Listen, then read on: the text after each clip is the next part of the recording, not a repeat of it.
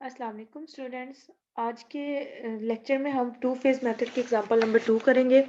जिसके previous lecture में हमने एग्जांपल नंबर 1 की थी टू फेज मेथड की, जो कि मिनिमाइजेशन की प्रॉब्लम थी। आज के लेक्चर में हम टू फेज मेथड की एक और एग्जांपल करते हैं जो कि मैक्सिमाइजेशन टाइप की है। मैंने आपको हर मेथड में दो दो एग्जांपल्स लाजमी करवाई हैं, एक मिनिमाइजेशन की और एक मैक्सिमाइजेशन की, ताकि आपको पता लग जाए कि दोनों प्रॉब्लम्स को किस तरह से सॉल्व करते हैं।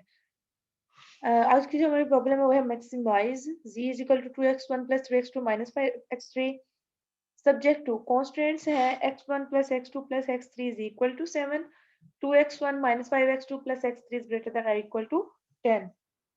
अगर ये दोनों लेस देन टाइप की होती तो ये सिंपलेक्स मेथड से सॉल्व हो जाता। अब ये हमारे पास इक्वेशन आ गई है और साथ में ग्रेटर देन वाली इनक्वालिटी आ गई है। तो इसके लिए हमारे पास दो मेथड है, एक तो एम टेक्निक है और दूसरा टू फेज मेथड है। टू फेज मेथड का सबसे पहला स्टेप क्या है कि हमने इसको कन्वर्ट करना है स्टैंडर्ड फॉर्म में। तो इसमें जो स्टैंडर्ड फॉर्म बनेगी वो क्या होगी, maximize objective function as it is आ जाएगा, सब्जेक्ट टू कांस्टेंट जो है। ये इक्वेशन है तो इसको हम एज इट इज रहने देंगे, क्योंकि हमने स्टैंडर्ड फॉर्म में इक्वेशन ही बनानी होती है। ये पहली वाली ऑलरेडी इक्वेशन है। सेकंड जो है वो लेफ्ट साइड उसकी ग्रेटर आ रही है, तो हम इसमें से एक सरप्लस वेरिएबल जो है इसको माइनस कर देंगे और ये इक्वेशन बन जाएगी। और लास्ट पे हमने लिखना होता है एस x1 x2 x3 जो है वो ग्रेटर देन और इक्वल टू 0 है। यहाँ पे जस्ट मैंने एस यूज किया, S1 S2 यूज नहीं किया, बिकॉज एक ही सरप्लस वेरिएबल यूज हो रहा है, स्लैग भी कोई नहीं आ रहा, तो इसलिए मैंने सिंपल एस यूज किया। आप चाहे इसमें S1 S2 S3 या X4 कुछ भी ऐड मतलब कर सकते हैं, वेरिएबल को नाम दे सकते हैं। उसके बाद जो सेकंड स्टेप होता है, हमने इसको स्टैंडर्ड फॉर्म के बाद हमने इसमें आर्टिफिशियल वेरिएबल इंट्रोड्यूस करवाने हैं। तो देखिए एक इक्वेशन थी, दूसरी ग्रेटर देन वाली थी, दोनों में आर्टिफिशियल वेरिएबल्स आएंगे। और जो हमारा न्यू ऑब्जेक्टिव फंक्शन होगा वो मिनिमाइजेशन टाइप का होगा। और वो इक्वल किसके आना है, दोनों जितने भी आर्टिफिशियल वेरिएबल्स हों उनके सम के इक्वल होता है। अब एक बात आपने याद रखनी है, हमारा ओरिजिनल प्रॉब्लम जो है उसमें ऑब्जेक्टिव फंक्शन मैक्सिमाइजेशन टाइप का हो या वो मिनिमाइजेशन टाइप का हो, आपने उसको जो न्यू ऑब्जेक्टिव फंक्शन बनाना है वो मिनिमाइज का ही बनाना है। हाँ, आप मैक्सिमाइज़ का भी बना सकते हैं, उसका मैं उसके लिए भी आपको डिफरेंट मेथड है, बट मेथड सेम है, इतना भी डिफरेंट नहीं है इससे। जस्ट ऑब्जेक्टिव फंक्शन में आता है कि अगर आपने इसको मैक्सिमाइज़ का ही लिखना है तो फिर यहाँ पे मैक्सिमाइज़ लिखें और यहाँ पे -R1 -R2 लिखेंगे। जिस तरह वो एम टेक्निक में था कि जब हमारा मैक्सिमाइज़ का फंक्शन है तो हमने पेनल्टी जो है वो माइनस के साथ लेनी है, -MR1 -MR2। इसी तरह से यहाँ पे है कि अगर आपने मतलब चाहते हैं कि जो न्यू ऑब्जेक्टिव फंक्शन ले रहे हैं वो भी मैक्सिमाइजेशन टाइप का हो, तो फिर आप आर्टिफिशियल वेरिएबल्स को -1 के साथ मल्टीप्लाई करके ऐड करेंगे। मतलब कि फिर क्या हो जाएगा, maximise R naught is equal to -R1 -R2।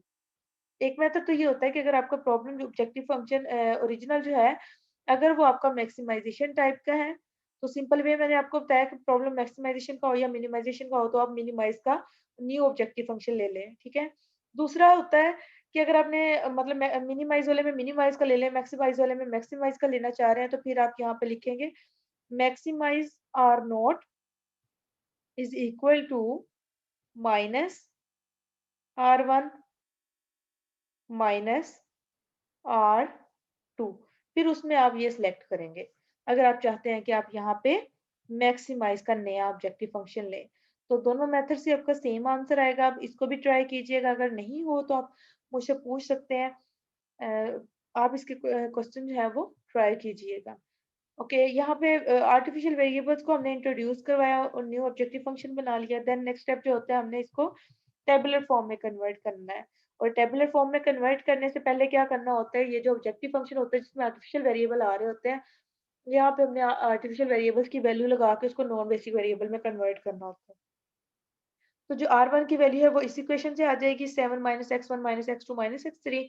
और R2 की वैल्यू इस इक्वेशन से आ जाएगी 10 -2X1 + 5X2 -X3 + S।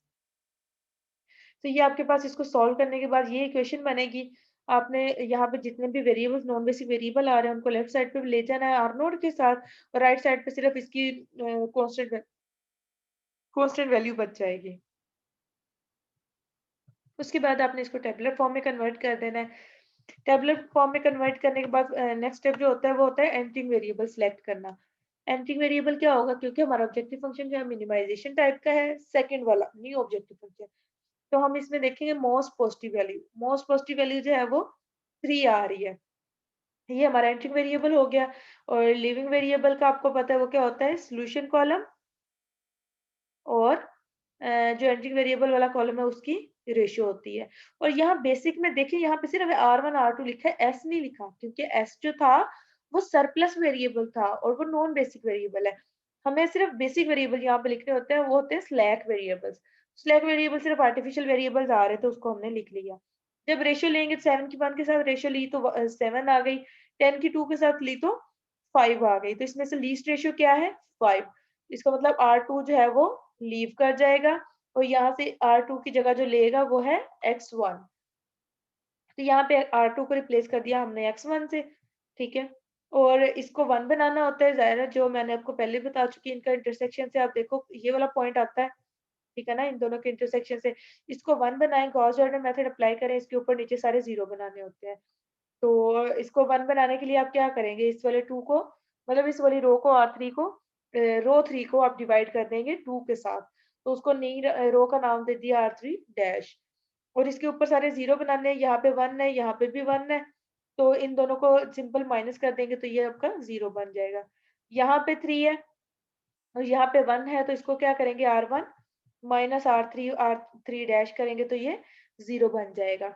ये पूरी रो पे, ये अपने सिर्फ इसी कॉलम पे ऑपरेशन नहीं अप्लाई करना, आप पूरी रो के ऊपर अप्लाई करेंगे। तो रो पे ऊपर अप्लाई करेंगे तो ये आंसर भी चेंज होते जाएंगे, ठीक है ना। उसके बाद अगेन आप देखिए कि हमारा एंट्री वेरिएबल क्या आ रहा है, लिविंग वेरिएबल क्या आ रहा है। मिनिमाइज का प्रॉब्लम है तो मोस्ट पॉजिटिव वैल्यू जो है वो आपका एंट्री वेरिएबल होगा। 1/2 0.5 के इक्वल, 1/2 0.5 के इक्वल, 7/2 जो है वो 3.5 के इक्वल। तो ये बड़ी हो गई, मतलब मोस्ट पॉजिटिव वैल्यू आ गई। अब उसके बाद ये एंट्री वेरिएबल हो गया। अब हमने एक लिविंग वेरिएबल सेलेक्ट करना है। लिविंग वेरिएबल में आपने रेशियो देखनी होती है। तो रेशियो देखिए, ये तो नेगेटिव है, इसकी रेशियो लेने की जरूरत ही नहीं है। इसके साथ मतलब एक ही वेरिएबल बचता है, तो ये हमारे पास क्या हो जाएगा, ये लिविंग वेरिएबल आ जाएगा, ठीक है। Introduce x2 and leaves R1। तो इस पे भी सेम चीज, आप ये 7/2 को 1 बनाए, 1 किस तरह से बनाएंगे कि 2/7, 2/7 R2। और मैंने आपको पहले भी बताया, ये जो मैं इस साइड पे R2 R1 R3 लिखती हूँ, इसका मतलब आर्टिफिशियल वेरिएबल्स नहीं है, बल्कि ये आपकी रोज हैं। ये R2 रो 2 को डिनोट कर रहा है, ठीक है। अगर आप इसमें कंफ्यूज होते हैं तो फिर यहाँ पे आप आर्टिफिशियल को नाम चेंज कर लें, आर्टिफिशियल को A से नाम दे लें, A1 A2 A3 इस तरह से, ताकि ये आपको डिस्टर्ब ना हो, आपको इसमें कंफ्यूजन ना हो। तो इसको 1 बना लिया और इसके ऊपर और नीचे दोनों को 0 कर दिया। Same Gauss Jordan method apply किया है। अब आपको गॉस जॉर्डन मेथड जो है वो मेरे ख्याल है कि अच्छे तरीके से आ गया होगा, क्योंकि हमने काफी मेथड जो है वो सॉल्व कर लिए हैं। अब उसके बाद आपने अब देखना हमारा ये कि हमारा कोई और एंट्रिंग वेरिएबल आ रहा है इसमें। तो देखिए कोई भी इसमें एंट्रिंग वेरिएबल नहीं है और इसके मिनिमम वैल्यू आर नोट की क्या आ रही है, 0 आ रही है। तो अगर मिनिमम वैल्यू आर नोट की 0 आ रही हो तो हम फेज 2 पे मूव कर जाएंगे। तो हमारा फेज 2 जो है वो उसमें क्या हो जाएगा कि हमने आर नोट की जगह पर रिप्लेस कर देना है अपने ओरिजिनल ऑब्जेक्टिव फंक्शन को, और इसमें से ये जो R1 और R2 की कॉलम्स हैं इनको इलिमिनेट कर देना है। तो ये आ गया हमारा फेज 2। फेज 2 में आर नोट की जगह पे हमने जी वाली रो लगा दी है और R1 और R2 के कॉलम जो है वो रिमूव कर दिए, वो खत्म कर दिए। तो अब सबसे पहले जब आपने इसमें, क्योंकि जी हमारा ओरिजिनल फंक्शन जो है वो मैक्सिमाइजेशन टाइप का है, तो मैक्सिमाइजेशन में हम मोस्ट नेगेटिव वैल्यू देखते हैं, लेकिन उससे पहले हमने इसको सॉल्व करने से पहले क्या करना है, जीरो को स्टैंडर्ड फॉर्म में कन्वर्ट करना है। स्टैंडर्ड फॉर्म क्या है कि गॉस जॉर्डन मेथड से जिस वेरिएबल जो एंटर वेरिएबल हुए हैं उनको 1 1 किया है, तो उसके ऊपर और नीचे सारे 0 होने चाहिए। तो ये जो 0 में ये वाला कोएफिशिएंट है, ये 0 कैसे होगा कि आप R1 मतलब रो 1 उसमें प्लस 2 R2, मतलब रो 2 को सॉरी रो 3 को मल्टीप्लाई करें 2 के साथ और रो 1 में ऐड कर दें, तो आपका ये वाला कोएफिशिएंट जो है 0 हो जाएगा। सिमिलरली रो 1 प्लस 3 रो 2 जो है वो करें तो ये आपके पास 0 बन जाएगा। तो इसको अप्लाई किया, हमारे पास यहाँ पे 0 जो है वो आ गई।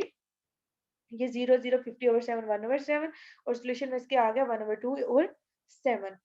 बाकी आपको बताया था हमने टेबल इसको चेंज नहीं करना होता, सिर्फ आर नोट की जगह पे हमें ओरिजिनल फंक्शन ले लेना होता है और उसके कोफिशिएंट लिख देते हैं, बाकी टेबल जो है वो सेम रहता है। अब देखिए क्योंकि हमारा ऑब्जेक्टिव फंक्शन जो था वो मैक्सिमाइजेशन टाइप का था, मैक्सिमाइजेशन टाइप के लिए जो हमारा एंट्री वेरिएबल होता है वो मोस्ट नेगेटिव वैल्यू होती है। लेकिन यहाँ पे देखिए कोई भी इस रो के अंदर नेगेटिव वैल्यू नहीं आ रही, तो हमारा मेथड जो है वो यहीं पे स्टॉप हो जाएगा, फर्दर इसको प्रोसीड नहीं कर सकते हम। तो यही हमारा जो सॉल्यूशन है, x1 की वैल्यू जो है वो 45/7, x2 की वैल्यू 4/7 एंड z की जो मैक्सिमम वैल्यू आई है वो है 102/7। ये हमारा आंसर है। नेक्स्ट जो है ये आप ही के लिए थोड़ा सा मैंने लिया है difference between M technique and two phase method. सबसे पहला डिफरेंस क्या है, M technique used modified objective function with penalty for each artificial variable. M technique में हम क्या करते हैं, एक वेरिएबल जो ऑब्जेक्टिव फंक्शन होता है हमारा z is equal to x1 plus x2 and so on, जो भी ऑब्जेक्टिव फंक्शन होता है उसके साथ मतलब मॉडिफाइड फॉर्म उसकी हम इस तरह से बनाते हैं कि उसी ऑब्जेक्टिव फंक्शन में हम उसकी पेनल्टी ऐड कर देते हैं, एम आर आई। पेनल्टी के साथ आर्टिफिशियल वेरिएबल को पेनल्टी के साथ मल्टीप्लाई करते हैं और उसको ऑब्जेक्टिव फंक्शन में हम ऐड कर देते हैं, उसी की मॉडिफाइड फॉर्म उसको नेक्स्ट मतलब मॉडिफाई कर देते हैं। प्लस होता है मिनिमाइजेशन की प्रॉब्लम के लिए और माइनस में होता है मैक्सिमाइजेशन की प्रॉब्लम के लिए। तो एम टेक्निक क्या कह रही है, M technique uses modified objective function with penalty for each artificial variable. ठीक है, लेकिन टू फेज मेथड में क्या होता है, two phase method uses two objective functions, the original objective function and the another that is मतलब इसमें दो ऑब्जेक्टिव फंक्शन होते हैं, एक ओरिजिनल ऑब्जेक्टिव फंक्शन होता है और एक दूसरा होता है ऑब्जेक्टिव फंक्शन, वो क्या होता है, सम ऑफ आर्टिफिशियल वेरिएबल्स। ठीक है, इनमें ये डिफरेंस है कि एम टेक्निक जो है वो एक ही ऑब्जेक्टिव फंक्शन यूज करती है लेकिन वो उसकी मॉडिफाइड फॉर्म यूज करती है। वो मॉडिफाइड फॉर्म बनती कैसे है कि उसमें हम पेनल्टी आर्टिफिशियल वेरिएबल्स के साथ लगा के उसमें ऐड करते हैं।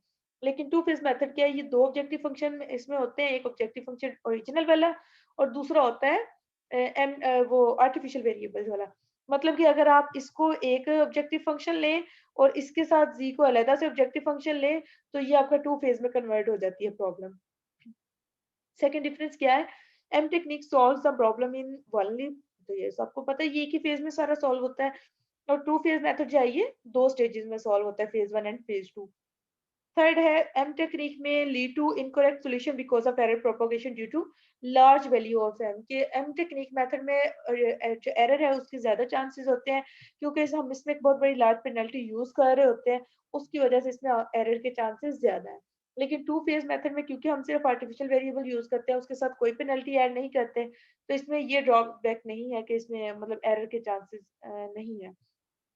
उसके बाद जो लास्ट है इसका, M technique is not very suitable for computer implementation, क्योंकि इसमें बहुत ही बड़ी लार्ज पेनल्टी आ जाएगी उसकी वजह से कंप्यूटर इम्प्लीमेंटेशन में मतलब कंप्यूटर यूज के लिए जो है वो ये सूटेबल मेथड नहीं है। जबकि टू फेज मेथड जो है वो इस तरह का उसमें ड्रॉबैक नहीं है वो पेनल्टी वाला, तो हम इसको कंप्यूटर में यूज कर सकते हैं इस मेथड को।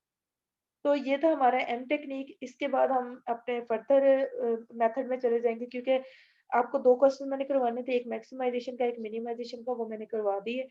इसके अलावा आप इसके मजीद एग्जांपल्स जो हैं वो ट्राई करें, नेट से सर्च करें, एग्जांपल बुक से सर्च करें, तो मजीद इसकी एग्जांपल जो है वो उसको सॉल्व करें।